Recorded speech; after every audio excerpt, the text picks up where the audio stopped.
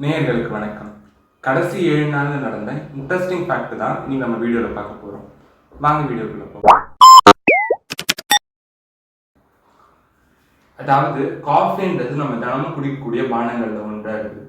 அந்த காஃபியை நம்ம குடிக்கிறதுனால நம்மளோட ஆயுட்காலம் நீடிக்கும்னா உங்களால் நம்ப முடியுமா?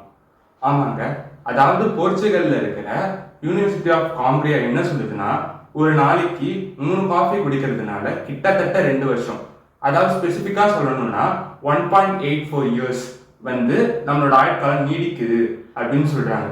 அதனால தினமும் காஃபி பிரியர்கள் காஃபியை குடிச்சு மகிழுங்க. 2024 முடிவுக்கு வருது.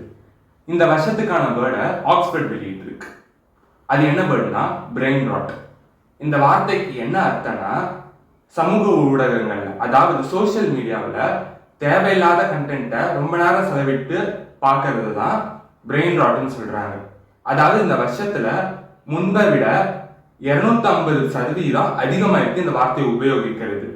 எனக்கு தெரிஞ்சு இதெல்லாம் நம்ம ஊர்ல இருக்கிற அம்மாக்கள் தான் இதெல்லாம் ஆரம்பிச்சிருப்பாங்கன்னு நினைக்கிறேன்.